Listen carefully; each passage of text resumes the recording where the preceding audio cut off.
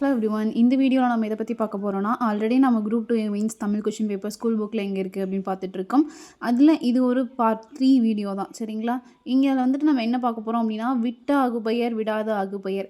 Exam முடிஞ்சு நம்மள என்ன இப்படி கொஷின் கேட்டிருக்காங்க அப்படின்னு யோசிக்க வச்ச ஒரு கொஷின் தான் இது. இது ஸ்கூல் புக்கில் எங்கே இருக்குது அப்படின்னு பார்த்துருவோமா? 12th ஓல்டு சிறப்பு தமிழ் அந்த புக்கில் இருக்குது. இதோட எக்ஸ்ப்ளனேஷன் ஓகேங்களா? விட்ட ஆகுபெயர் விடாத ஆகுபெயர். இத்தொடரில் சென்னை ஃபஸ்ட்டு எக்ஸாம்பிளாக சென்னை வளர்கிறதுன்னு கொடுத்துருக்காங்க. இத்தொடரில் சென்னை என்னும் இடப்பெயர் தனக்குரிய இடத்தை குறிப்பதை விட்டுவிட்டு தன்னிடத்தில் வாழும் மக்களை குறித்தது. அதனால் இது விட்ட ஆகுபெயர் அப்படின்னு சொல்லியிருக்காங்க, சரிங்களா? தனக்குரிய இடத்தை, சென்னைங்கிறது இடம் தானே, தனக்குரிய இடத்தை குறிப்பதை விட்டு சரிங்களா? விட்ட ஆகுபெயர் விட்டு தன்னிடத்தில் வாழும் மக்களை குறித்தது, ஓகேங்களா? தன்னிடத்தில் இருக்கிற மக்களுக்கு ஆகி வந்திருக்கு, அதனால தான் விட்ட ஆகுபெயர். கொஷினில் நமக்கு என்ன கொடுத்துருக்காங்க அப்படிங்கிறத செக் பண்ணி பார்த்துருவோமா? விட்ட ஆகுபெயர் நம்ம என்ன குறிச்சிருக்கோம் அப்படின்னா, தஞ்சாவூர் தான் கரெக்டான ஆன்சர், ஓகேங்களா? சென்னை வளர்கிறது, இங்கே வந்து தஞ்சாவூர் வந்தது அப்படின்னு சொல்லியிருக்காங்க. தஞ்சாவூர் வந்தது அப்படின்னா தஞ்சாவூர் வந்து இடம், தன்னோட இடத்தை விட்டுட்டு தன்னுடைய மக்களுக்கு ஆகி வந்திருக்கு, சரிங்களா? தஞ்சாவூர் மக்கள் வந்தது அப்படி தானே அதுக்கு அர்த்தம். ஸோ தன்னோட இடத்தை விட்டுட்டு அடுத்தது மக்களுக்கு ஆகி வந்திருக்கனால விட்ட ஆகுபெயர். அடுத்தது விடாத ஆகுபெயர் பார்ப்போமா? அதுக்கு முன்னாடி நம்ம சேனலில் வந்து நியூ புக், ஓல்டு புக், சிறப்பு தமிழ் புக் எல்லாத்தையுமே கம்பைன் பண்ணி தான் நோட்ஸ் கொடுத்துட்ருக்கேன். நான் எடுக்கிற நோட்ஸ் உங்களுக்கு யூஸ்ஃபுல்லாக இருக்கும் அப்படிங்கிறனால உங்களுக்கு கொடுத்துட்ருக்கேன். நம்மளோட டெலகிராம் சேனலில் எல்லா நோட்ஸும் போட்டுருவேன். அதே மாதிரி சேனலை சப்ஸ்கிரைப் பண்ணிட்டீங்க அப்படின்னா அடுத்தடுத்த வீடியோ அப்டேட்ஸும் உங்களுக்கு கிடச்சிரும். எனக்கும் ஒரு மோட்டிவேஷனாக இருக்கும், சரிங்களா? டாப்பிக்கில் போவோமா?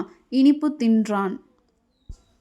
இத்தொடரில் உள்ள இனிப்பு என்னும் சுவையை குறித்த சொல் தனக்குரிய இனிமை பொருளை விட்டு விடாமல் அச்சுவையுடைய தின்பண்டத்தை குறித்தது. ஆகவே இது விடாத ஆகுபெயர் எனப்படும் அப்படின்னு சொல்லியிருக்காங்க, சரிங்களா? இது வந்து இனிமை சுவையுடையது, அதை வந்துட்டு அதை விடாமல், அதோட சுவையை விடாமல் இனிமை சாப்பிட்டாங்க அப்படின்னு தின்பண்டத்தை குறிக்கக்கூடியதாக இருக்குது. ஸோ இங்கே என்ன கொடுத்துருக்காங்கன்னு பார்ப்போமா?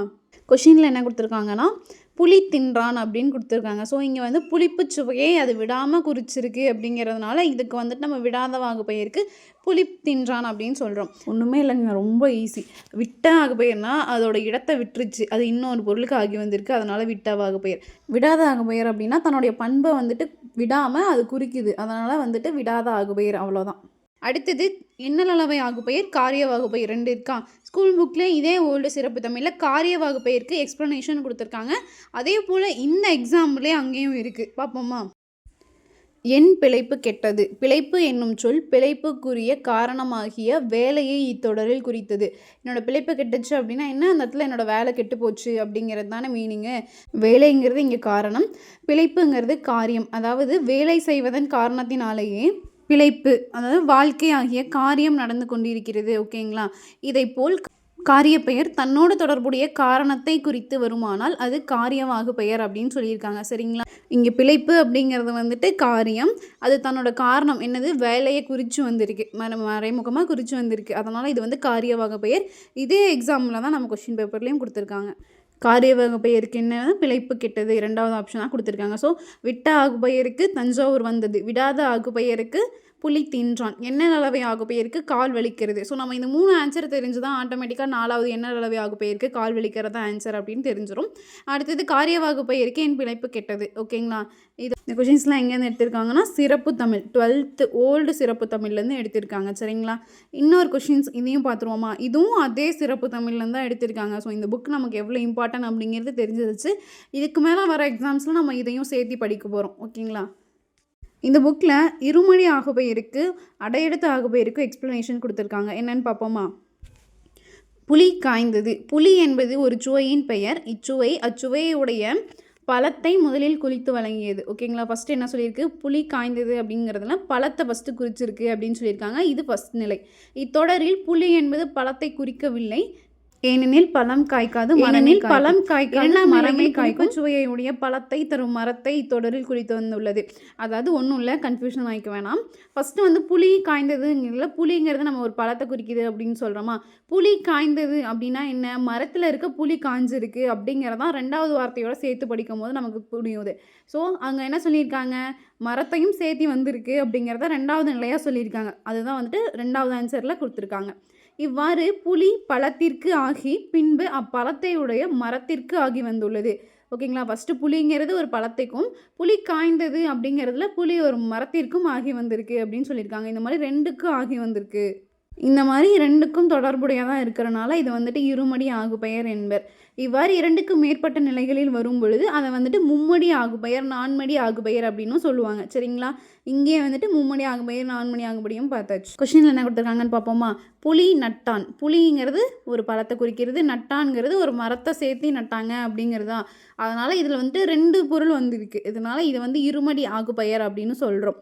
அடுத்தது கார் அறுத்தான். இதோட ஆன்சர் வந்துட்டு மும்மடி ஆகுபெயர். அதுதான் இதோட ஆன்சர். ஏன்னா கார்காலத்தில் விளைஞ்ச நெல் பயிரை அறுத்தாங்க அப்படிங்கிறது தான் அதோட பொருள். சரிங்களா? இது எல்லாமே வந்துட்டு அந்த சென்டென்ஸ்க்கு ஆகி வந்திருக்கு. வெறும் கார் அறுத்தான் அப்படிங்கிறது மட்டும்தான் இங்கே வந்திருக்கு. 2 பொருள்களுக்கு ஆகி வந்தால் அது வந்து இருமடி ஆகுபெயர் அப்படின்னும், 2க்கு மேற்பட்ட நிலைகளில் வரும்போது அது வந்து மும்மடி ஆகுபெயர் அப்படின்னும் நம்ம பார்த்தோம். அடுத்தது அறுபதம் முரலும் அப்படிங்கிறது அடையெடுத்த ஆகுபெயர் அப்படின்னு சொல்லியிருக்காங்க. சரிங்களா? நம்மோடு தொடர்புடைய வேறொரு பொருளை குறித்து வருவது தான் அடையெடுத்த ஆகுபெயர் அப்படின்னு சொல்லியிருக்காங்க. இதில் வந்துட்டு அறுபதம் முரலும் அப்படிங்கிறது வண்டுகள் முரலும் அப்படின்னு ஒரு அர்த்தம் கொடுத்துருக்காங்க. அருங்கிறது அடையெடுத்து வந்திருக்கனால இதை வந்துட்டு அடையெடுத்த ஆகுபெயர் அப்படின்னு நம்ம வச்சுக்கலாம். அது மட்டும் இல்லாமல் அடுத்த சென்டென்ஸ்க்கான ஆன்சர் வந்துட்டு இருபெயரொட்டு பண்புத்தொகை. ஸோ இதுக்கான ஆன்சர் அடையெடுத்த ஆகுபெயர் தான். மக்கட்சுட்டு என்பனார் புலவர் அப்படிங்கிறது இருபெயரொட்டு ஆகுபெயர். ஏன்னா மக்கட்சுட்டு அப்படிங்கிறது சிறப்பு வாய்ந்தவங்களை குறிக்கிறது. இருபெயரொட்டு பண்புத்தொகைனா நம்ம என்ன சொல்லுவோம்? நார்மல் பெயரோட ஒரு சிறப்பு பெயரும் சேர்ந்து வரதான் வந்து இருபெயரொட்டு பண்புத்தொகை அப்படின்னு சொல்லுவோம். என்மனார் புலவருங்கிறது நார்மலும் அவங்கள சிறப்பாக குறிக்கிறது தான் மக்கட்சுட்டு, சிறப்புன்னு அர்த்தம். இந்த வார்த்தையும் வந்திருக்கனால இருபெயரொட்டு ஆகுபெயர் அப்படின்னு சொல்கிறோம். சரிங்களா? புலி நட்டான் இருமடி ஆகுபெயர், கார் அறுத்தான் மும்மடி ஆகுபெயர், அறுபதம் முரலும் அடையெடுத்த ஆகுபெயர், மக்கட்சுட்டு என்மனார் புலவர் இது வந்து இருபெயரொட்டு ஆகுபெயர். ஓகேங்களா? இதுதான் வந்து இன்றைக்கி நம்ம ஸ்கூல் புக்கில் எங்கே இருக்குது அப்படின்னு பார்த்த ஒரு கொஷின்ஸ். இது நம்மளோட சேனலில் வந்து ஓல்டு புக், ஓல்டு சிறப்பு தமிழ் புக் எல்லாத்தையுமே கம்பைன் பண்ணி தான் நோட்ஸ் போட்டுட்ருக்கோம். சேனலை சப்ஸ்கிரைப் பண்ணிக்கிட்டீங்க அப்படின்னா நான் அடுத்தடுத்த போகிற வீடியோஸும் உங்களுக்கு கிடச்சிரும். அதே போல் டெலகிராம் சேனல்லையும் ஜாயின் பண்ணிக்கோங்க. நான் அதில் வந்துட்டு எல்லா நோட்ஸும் கொடுத்துட்றேன். ஓகேங்களா? நான் எடுக்கிற notes old book, new book, சிறப்பு தமிழ் புக் எல்லாத்தையும் கம்பேர் பண்ணி நான் எடுத்து வச்சுருக்க நோட்ஸ் தான் உங்களுக்கும் தரேன். கண்டிப்பாக யூஸ்ஃபுல்லாக இருக்கும். படித்து பாருங்கள். சரிங்களா?